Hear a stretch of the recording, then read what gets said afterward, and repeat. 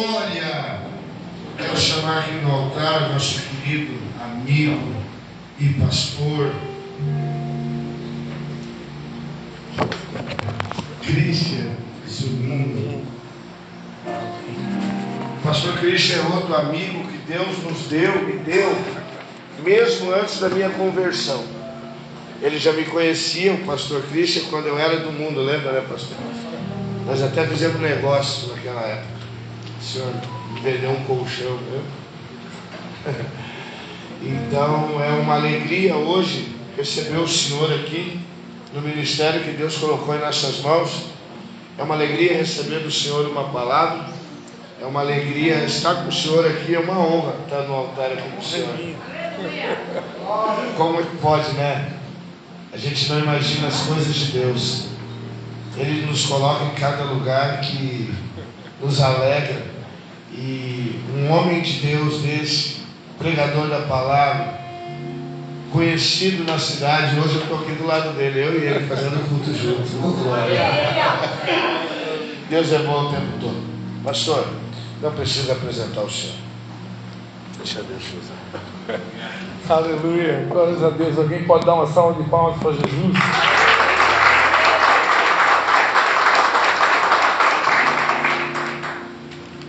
Eu me lembro que durante muitos anos eu fui representante de cosméticos.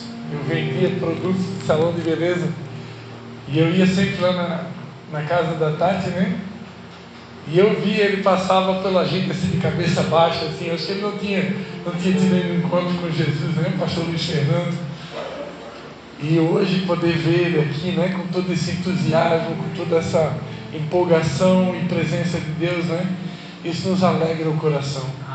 Saber que Deus, quando Ele nos escolhe, Ele tem uma obra na nossa vida, Ele começa e Ele vai até o fim.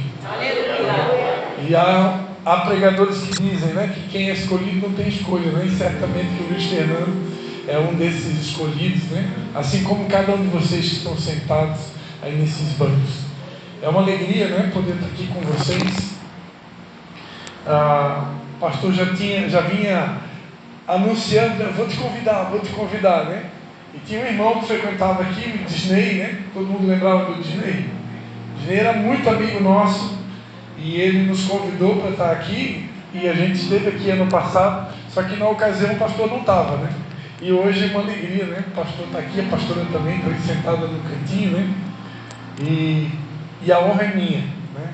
A honra é nossa porque nós entendemos que não há lugar de honra maior do que estar no altar de Deus. Aleluia. Embora que para estar no altar de Deus existe uma condição, a gente precisa estar morto, porque altar não é lugar de vivos, altar é lugar de mortos, e morrer muitas vezes não é tão fácil, porque a nossa carne não quer morrer, a nossa alma não quer morrer para as nossas vontades, morrer para os nossos desejos, morrer para o nosso egoísmo, morrer para os nossos sonhos. Nós não queremos morrer. Eu costumo dizer, né? É muito fácil fazer a oração do Pai Nosso e dizer, seja feita a tua vontade, assim na terra como no céu. Mas quando de fato Deus começa a fazer a vontade dEle na nossa vida, quando Ele começa a mexer em algumas áreas que a gente não quer que Ele mexa, quando Ele começa a tocar em algumas coisas que a gente não quer que Ele toque, quando Ele começa a pedir algumas mudanças que a gente não quer fazer, aí dói. Glórias a Jesus. Amados, eu vou convidar você. A gente vai ler 2 textos aqui para iniciar. Lucas 18 e depois Hebreus 10, 23.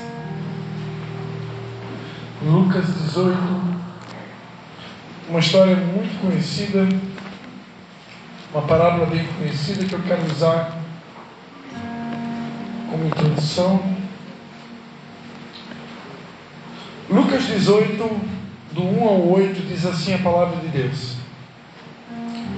Jesus contou-lhe uma parábola sobre o dever de orar sempre, sem jamais esmorecer.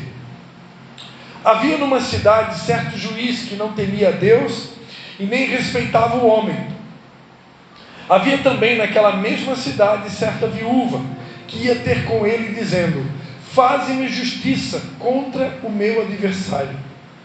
Por algum tempo não quis atendê-la, mas depois disse consigo: ainda que não temo a Deus e nem respeito os homens, todavia, como esta viúva me molesta, hei de fazer-lhe justiça, para que enfim não volte e me importune muito. Disse o Senhor: ouvi o que diz o injusto juiz. Não fará Deus justiça aos seus escolhidos, que clamam a Ele de dia e de noite, ainda que os faça esperar? Digo-vos que depressa me fará justiça. Quando, porém, vier o Filho do Homem, achará fé na terra? Quando, porém, vier o Filho do Homem, achará fé na terra? Agora a gente vai ler Hebreus 10, 23. Hebreus 10, 23. Capítulo 10, versículo 23.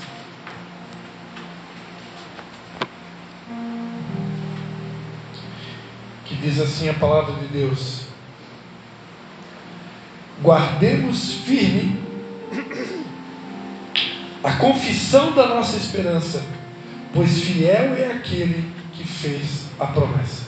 Eu vou repetir: guardemos firme a confissão da nossa esperança, pois fiel é aquele que fez a promessa. Amém? Você pode fechar os seus olhos e orar comigo? Pai, em nome de Jesus, eu quero lembrar a Tua palavra nessa noite que diz que sem mim nada podemos fazer. Pai, é a Tua palavra que diz que sem Ti nada podemos fazer. A Tua palavra diz que se o Senhor não edificar a casa, em vão trabalham aqueles que a edificam, Pai. Então, diante da Tua palavra, nós queremos reconhecer a nossa total dependência do Senhor mais uma vez, e te pedir que o Teu Espírito Santo, que paira sobre esse lugar, tenha total liberdade, Senhor, nesse ambiente, sobre a minha vida, Senhor, para comunicar com a Tua noiva, a Tua igreja, Pai, os Teus filhos e filhas, aquilo que o Senhor tem para nós nessa noite. Fica à vontade, Espírito Santo de Deus, e fala conosco, nós te pedimos, em nome de Jesus. Amém? Amém. Glórias a Deus. Aleluia. Você pode dar mais uma salva de palmas para Jesus? Aleluia. Pode se sentar, amém? Queria que você repetisse comigo assim: confessando a palavra da esperança. Vamos repetir mais uma vez: confessando a palavra da esperança. Esse é o tema da mensagem dessa noite. Deus é tão bom comigo, né, que Ele já trouxe uma irmã de verde, mais outra de verde, mais outra de verde, mais uns dois aqui de verde, tem mais um de verde. Tem uma irmã ali de saia verde, né? E para quem não sabe, verde, tem até uma menina com um bonequinho ali verde, né? Para quem não sabe, verde representa a esperança. Verde é a cor que representa a esperança. Eu nunca vou me esquecer, eu fui pastor muitos anos na cidade de Nova Trento, né? A cidade aqui vizinha, né? Da Santa Paulina. E eu nunca vou me esquecer um dia, pastor, eu fui no supermercado, que na época era supermercado Voltolino, né? Agora não tem mais esse mercado lá, agora é Macris lá também. E eu estava na fileira onde tem os detergentes, que lá em casa de vez em quando eu lavo louça. Não sei se tem mais algum homem comigo aqui. Estamos juntos, nessa hora é difícil, então estamos juntos. E eu estava na fileira do detergente, né? E eu estava indeciso. A gente vê aquela prateleira do detergente amarelo, detergente rosa, detergente azul, detergente verde. E eu não sabia que cor eu escolhia para lavar a louça, né? Tem que escolher a cor.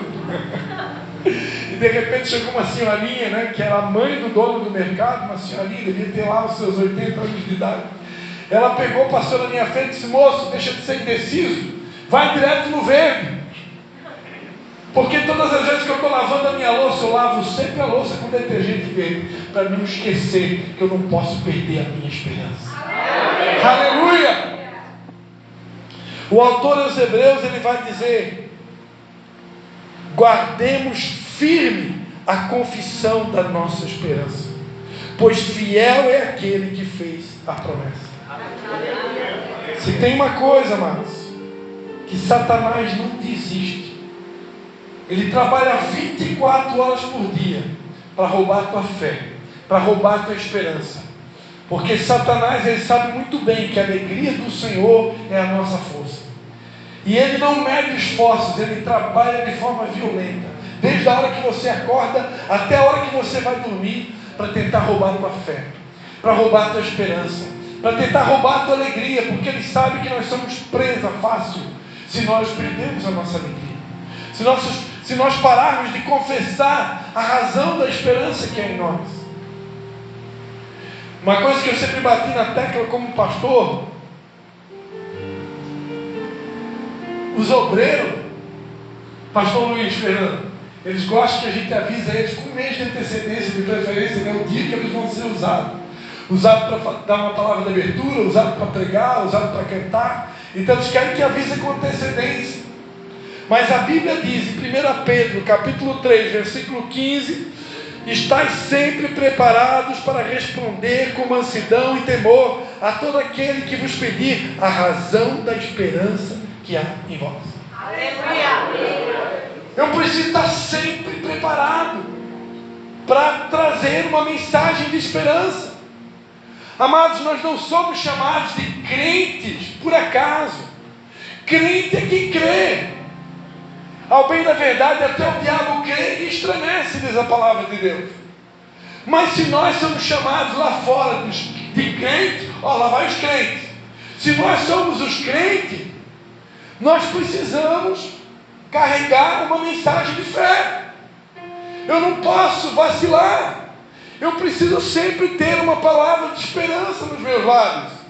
Independente da economia, independente de quem está no poder, independente de quem governa, independente das notícias que eu vejo na mídia, no supermercado, não importa o que eu vejo com os meus olhos, o que eu ouço com os meus ouvidos, eu sou aquele que foi escolhido para carregar a mensagem de fé e de esperança. Posso ouvir um amém? Porque embora os outeiros tremam, como diz a palavra lá em Isaías, aquele que prometeu, aquele que fez uma aliança conosco, ele jamais vai desistir de nós. Eu queria achar esse texto de Isaías. Foi uma palavra que Deus me deu por intermédio de um discípulo. Isaías 54:10. Eu ganhei essa palavra de um discípulo no dia 3 de maio de 2006. Está fazendo 20 anos. E esse discípulo mora aqui numa rua aqui perto aqui. Isaías 54:10. Está lá na tela? Porque os montes se retirarão e os outeiros serão abalados. Porém a minha benignidade não se apartará de ti, e a aliança da minha paz não mudará, diz o Senhor que se compadece. Aleluia. Você pode dar uma glória a Deus, meu irmão? Aleluia. Mesmo que as montanhas se desviem, mesmo que os montes tremam, contudo, o constante amor de Deus não se desviará de você. Aleluia. Porque Deus tem uma aliança conosco. Eu não preciso esperar até o culto de ceia, porque para quem não sabe, no dia do culto de ceia, faz culto de ceia aqui, pastor? Faz, né? O dia de ceia é o dia que a gente renova a nossa aliança com Ele, é o dia que a gente relembra a aliança que Ele fez conosco lá na cruz do Calvário, o sangue da nova aliança. Só que eu não preciso esperar até o culto de ceia para lembrar que Ele tem uma aliança comigo. Todos os dias eu devo lembrar que Ele tem uma aliança comigo. E custe o que custar, aconteça o que acontecer, seja lá a notícia do inferno que chegar na tua direção, a aliança dele não será removida, porque ainda que nós sejamos infiéis, Ele permanece fiel, porque não pode negar a si mesmo. O nosso Deus não é como eu e você, que muitas vezes a gente vem aqui na frente, pega o microfone, prega sobre santidade, sobre santificação, sobre arrependimento, sobre novo nascimento, sobre mudança de vida, sobre ser um novo homem, uma nova mulher, uma nova criatura. E aí a gente sai pelaquela porta ali fora, e 5 minutos depois, Satanás prepara uma armadilha e a gente tropeça. E a gente pega com a mente, pega com os olhos, pega com a boca, pega com os ouvidos. A gente peca, irmão.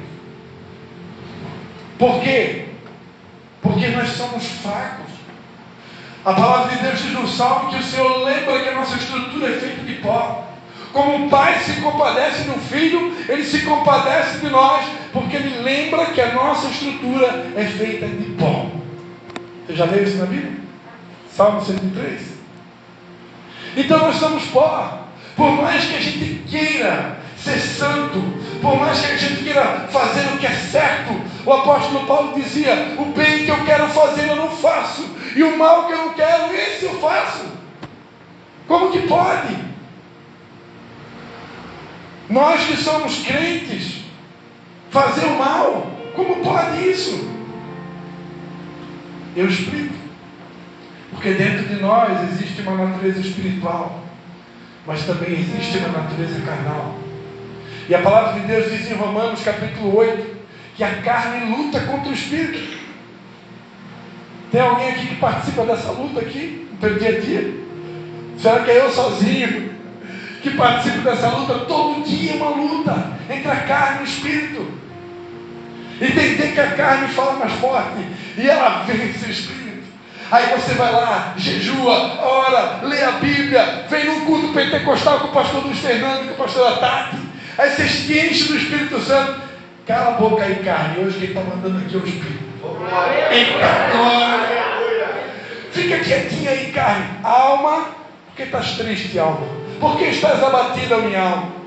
Espere em Deus, pois ainda eu louvarei. Bendiga, minha alma, o Senhor, e não te esqueça de nenhum dos seus benefícios. Porque estás triste, minha alma. É Ele que sara todas as tuas enfermidades. É Ele que perdoa todas as tuas iniquidades. É Ele que redime a tua vida da perdição, de sorte que a tua juventude se renova como a águia. E você vai dando ordem para a tua alma e bota ela no lugar. Você dá ordem para a tua carne e bota ela no lugar. Mas aí vem um outro dia e de repente você não leu, saiu de casa na correria, nem leu a Bíblia. Saiu de casa na correria, nem orou. E na esquina está lá Satanás te esperando. E naquele dia você vacila. E aí você vai: Senhor, me perdoa, Senhor. Me ajuda, Senhor. Eu não posso falhar, eu não posso errar. O Senhor me levantou como representante teu aqui na terra. Eu sou também uma inspiração de esperança para muitos. Eu não posso falhar. Me ajuda, Senhor. É uma guerra. É uma guerra. Todos os dias é uma guerra. Mas que bom que muitos de nós ainda estamos lutando. Eu quero crer que todos que estão aqui porque não pararam de lutar. Mas eu não sei você, de vez em quando a gente encontra alguns irmãos que já pararam de lutar. A gente encontra alguns irmãos e irmãs que aparentemente estão conosco, mas já não tem mais força para lutar. Passaram por tantas circunstâncias na vida, tantas lutas, decepções, traições, frustrações, orações que você faz a Deus, desde o dia que você converteu, e parece que os anos se passaram, e algumas promessas ainda não se cumpriram, algumas bênçãos ainda não aconteceram, e aí você começa então a entrar num processo de dúvida, você começa a questionar Deus. Será que Deus é realmente fiel? Será que Deus realmente vai fazer o que Ele prometeu na minha vida? Será que Deus vai curar essa pessoa na qual eu estou pedindo tanto a Deus que Ele cure? Será que Ele vai fazer esse milagre que eu estou pedindo para Ele fazer? Será que realmente Ele vai mudar a minha sorte? Será que realmente Ele vai me arrancar dessa miséria, dessa pobreza que o pastor estava falando aqui, que muitas vezes esse espírito tenta entrar no meio do povo de Deus, dizendo que você nasceu para ser pobre, nasceu para ser miserável, nasceu para mendigar. quando na verdade Deus quer que você saiba que você é um filho, você é filha, e filho não precisa mendigar, filho não precisa ficar prostrado dentro do inferno, porque o nosso Deus é um Deus de abundância. Você pode estar passando prova agora, você pode estar passando uma luta financeira agora, mas vai passar. Vai passar. Deus não criou os seus filhos para viver numa miséria, numa escassez, numa pobreza. Eu posso até passar pela escassez, eu posso até passar pela miséria, eu posso até passar por um momento de dor, de pobreza, de fragilidade, mas vai passar. Deserto não é lugar de habitação, deserto é lugar de transição. Deus nos leva para o deserto, como está escrito lá em Oséias, para falar conosco. Deserto é lugar de ouvir a voz de Deus. Deus fala no deserto, mas o deserto não é lugar para você morar, é lugar para você passar. Você pode estar passando no deserto, mas vai passar. O que nós não podemos é perder a esperança enquanto estivermos atravessando o deserto. Porque enquanto estamos atravessando o deserto, você vai olhar outras pessoas passando o deserto do teu lado. Você vai ver, vai receber notícias de medo, de incredulidade. Olha só o que aconteceu lá em tal país, olha a doença que chegou lá. Agora está essa semana, está essa conversa aí, né? Que chegou uma doença nova lá na Índia, e aí a mídia já está anunciando, ó, vai chegar no Brasil, se prepara, já está chegando aí no Brasil. Irmão, pode chegar no Brasil, pode chegar no Canadá, pode chegar na China, pode chegar na Austrália. A minha Bíblia diz no Salmo de número 91 que 1000 vírus caem à minha direita e 10.000 à minha esquerda e eu não serei atingido. Essa é a palavra que eu declarava durante o coronavírus. Minha esposa acha que eu peguei o tal do coronavírus, né? Mas eu acho que não, eu acho que era só uma gripe. Mas se peguei ou não peguei, eu só sei que eu atravessei a pandemia declarando: certo, nenhuma praga chegará à minha tenda, porque eu fiz do Senhor a minha habitação. O Senhor é meu esconderijo. E se o Senhor é meu esconderijo, a praga não vai me alcançar. Amém? Então eu não tenho que temer mais notícias. Eu não posso parar de confessar a palavra de esperança. Todo dia vai chegar notícia para tentar te desestabilizar. Se nós queremos ser pessoas relevantes no reino de Deus, que querem fazer a diferença, que quer ser lá sal da terra e luz do mundo, não ser só mais um perambulando na terra, não, mas eu quero ser pastor, eu quero ser alguém que fez a diferença, eu quero ser alguém que faz a diferença. Por onde eu ando, as pessoas vão saber que eu carrego a unção do Espírito Santo de Deus na minha vida. Se eu quero ser essa pessoa relevante, te prepara, meu irmão, minha irmã, porque vem chumbo grosso aí. Satanás vai tentar arrancar de nós essa esperança. Por isso que o autor Hebreus ele vai dizer: guardemos firme a confissão da esperança. O que é guardar firme, irmão? É segurar firme em cada promessa que Deus te fez, em cada palavra de fé que Deus te deu, em cada música que Ele já falou contigo, porque Ele fala através da música, Ele fala através da palavra, Ele fala através do pregador, Ele fala através dos nossos filhos, Ele fala o tempo todo com a gente. Se você é sensível, Deus fala conosco o tempo todo, mas eu preciso me agarrar naquilo que Ele fala, para quando Satanás vir dizer: ó, viu, onde está o teu Deus? Eu quero ver agora, essa doença chegou, e agora, onde está o teu Deus? Chegou a dificuldade financeira, onde está o teu Deus? Deu um problema no casamento, na família, onde está o teu Deus agora?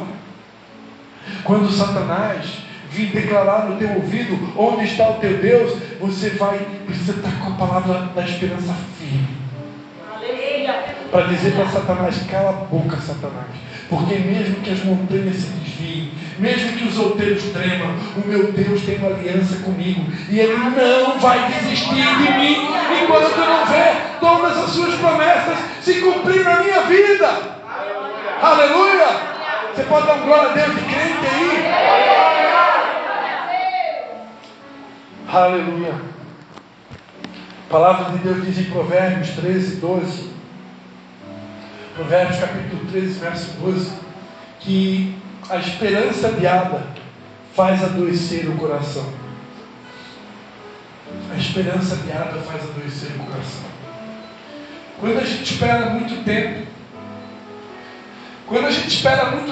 por uma promessa, quando a gente espera muito tempo por uma bênção, quando a gente espera muito tempo por uma mudança de fase, por uma virada de chave, por um novo emprego, uma porta aberta que muitas vezes não se abre, um sonho que não se realiza, e você espera.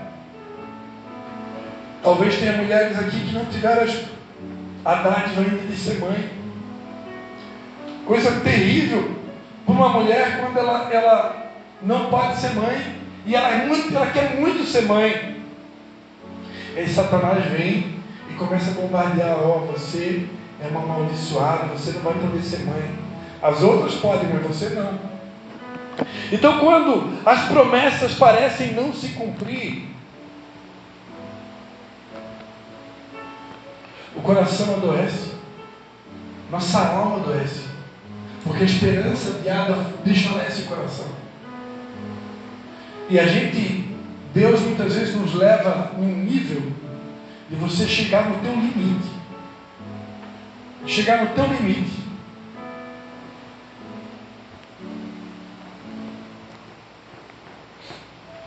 Aleluia. Deus nos leva no limite. Porque Ele quer extrair de nós força que você nem imagina que você tinha. Ele quer mostrar para você quão forte você é. E Ele quer nos ensinar que, embora Ele nos faça esperar, a palavra de Deus continua dizendo que há um tempo determinado para todas as coisas debaixo do céu. E que no tempo dele tudo é formoso. No tempo perfeito de Deus tudo é formoso. Se Deus parece que está fazendo você esperar, na verdade Ele está caprichando para quando a promessa se cumprir, quando a bênção chegar, quando a porta se abrir, vai ser muito melhor do que você imaginava, pensava. Esperar não é fácil, irmãos. Se esperar fosse fácil, a gente não sofreria tanto nessa vida, não viria tantas decisões erradas, tantos adolescentes entrando em relacionamento que Deus nunca planejou, Deus nunca sonhou, tantos casamentos que Deus nunca disse que era para ser aquela pessoa. Quantas decisões tomadas sem ouvir a voz de Deus, por precipitação, por ansiedade. Por quê? Porque o ser humano não quer esperar. A gente quer as coisas para ontem.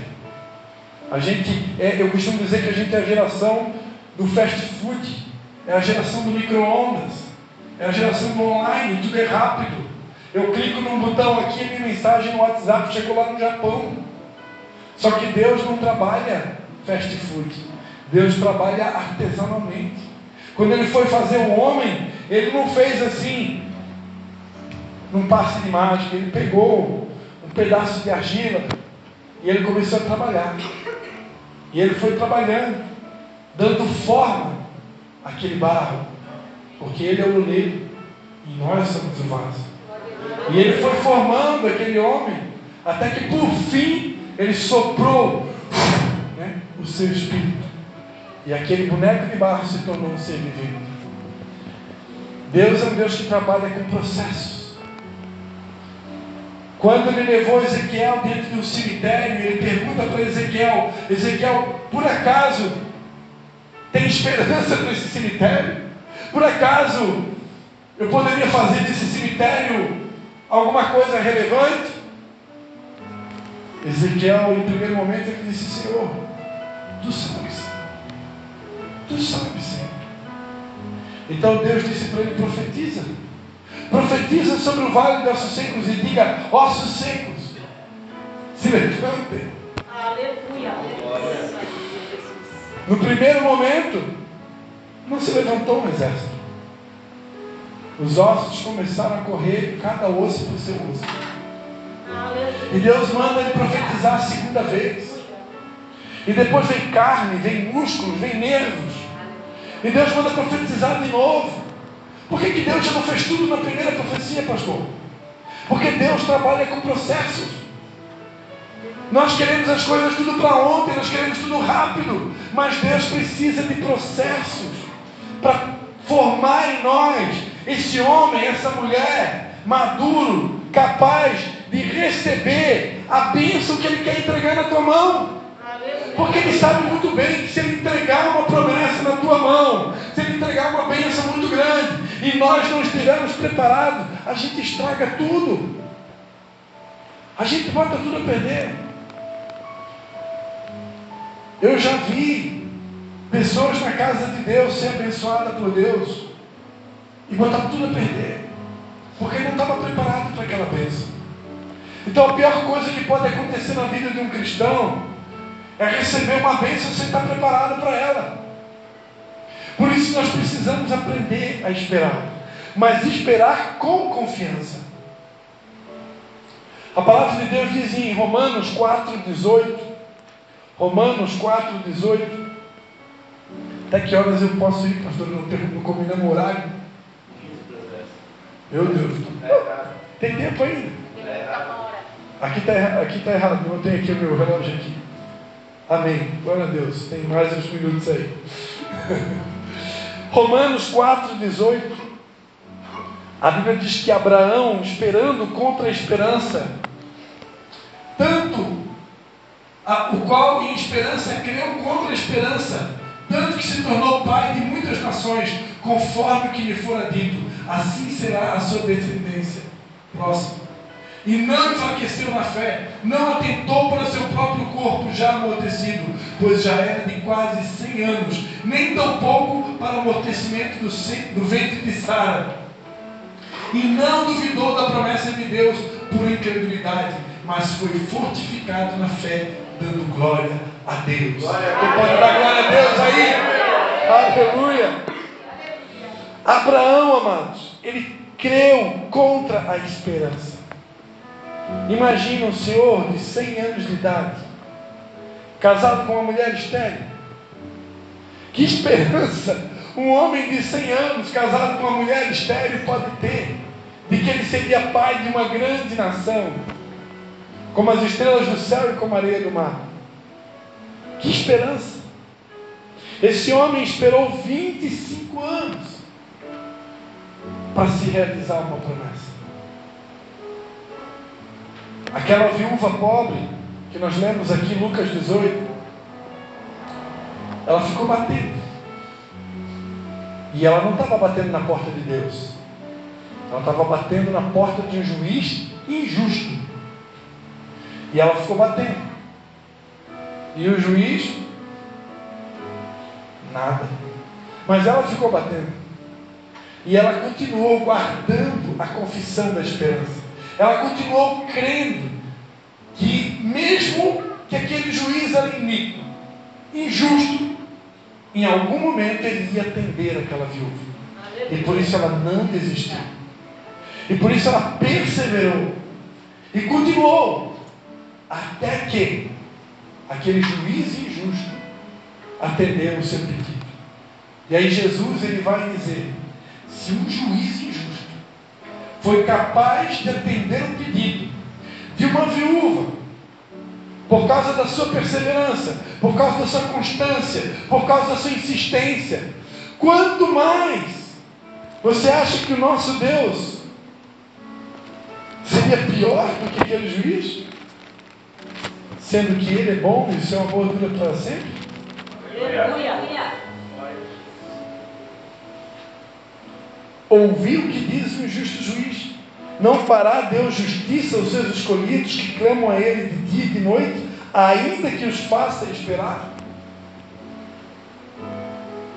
Será que Deus não vai fazer justiça na tua causa?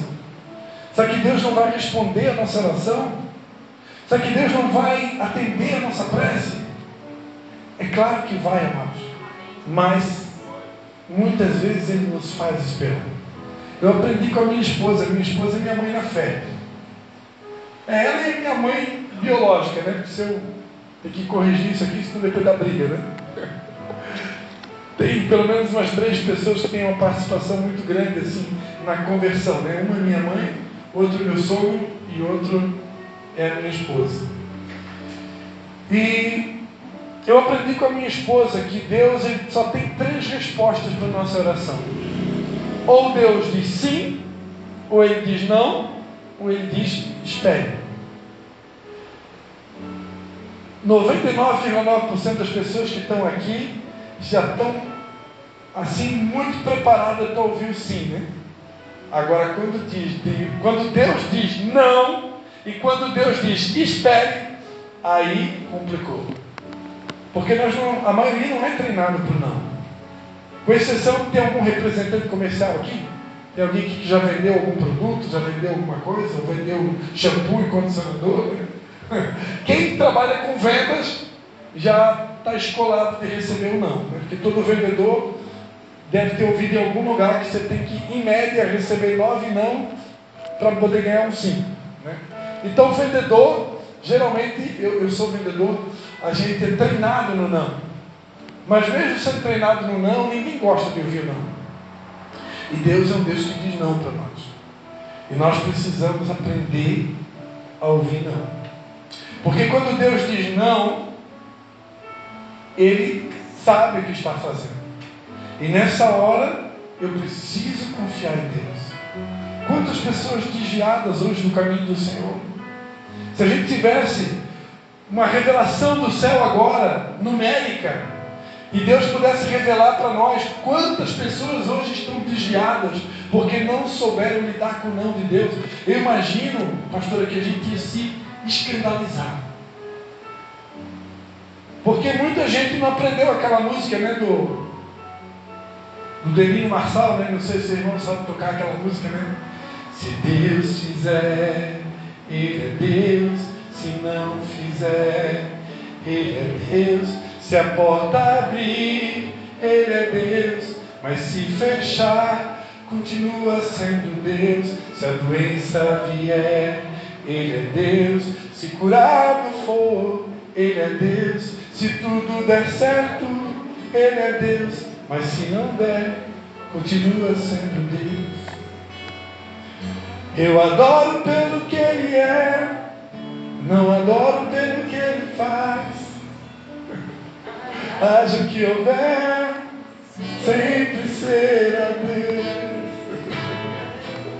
Se Deus fizer, Ele é Deus. Se não fizer, Ele é Deus.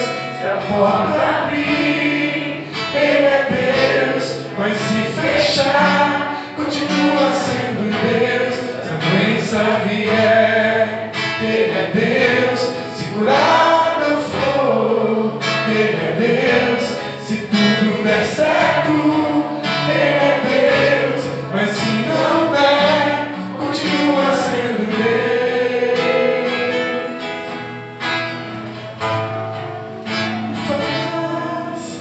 Eu adoro pelo que Ele é. Haja o que houver, sempre será Deus. Todo mundo. Eu adoro pelo que Ele faz.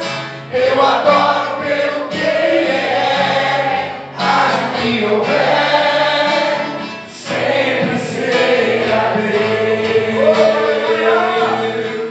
Eu não adoro pelo que Ele faz.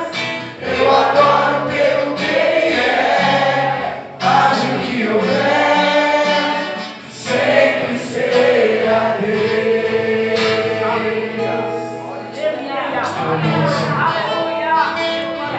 Ô Senhor, ajuda-nos, Pai, a entender o Teu não. Ajuda-nos a entender quando o Senhor diz não. Ajuda-nos a entender que quando o Senhor diz não, é porque o Senhor está trabalhando, o Senhor está preparando, o Senhor está nos moldando, para quando chegar o tempo da promessa, que nós não venhamos estragar tudo, Senhor. Quando o Senhor diz não, o Senhor está nos poupando muitas vezes de uma desgraça. Quando o Senhor diz não, o Senhor muitas vezes está nos poupando de algo muito ruim que estava para acontecer. Ensina-nos, Senhor, a lidar com o teu não, Senhor. Ensina-nos a confiar e acreditar que o não do Senhor é proteção para as nossas vidas. E quando o Senhor diz espera, o Senhor está trabalhando a nossa esperança. O Senhor está trabalhando a nossa confiança, porque está escrito que aquele que se aproxima de Deus deve crer que Ele é galardoador daqueles que o buscam. Está escrito que sem fé é impossível agradar a Deus. E por isso o Senhor está construindo em nós um caráter de fé. Não é fácil esperar, Senhor. Não é fácil o não e não é fácil também o esperar. Mas essa noite o Senhor me trouxe aqui para lembrar você: guarde firme a confissão da tua esperança, pois aquele que fez a promessa é fiel para cumprir. Há esperança para a árvore, mesmo cortada voltará a brotar, e não cessarão os seus rebentos. Se as raízes envelhecerem na terra e o seu tronco morrer no chão, ao cheiro das águas brotará e dará ramos como uma planta nova. Não importa o que falaram para você, essa pessoa que você lembrou aqui durante o culto, que as pessoas disseram assim: aquela lá não tem mais jeito, aquela pessoa, aquela ali não tem jeito, teu filho não tem mais jeito, tua filha não tem mais jeito, teu pai esquece, tua mulher esquece, teu marido não tem mais jeito.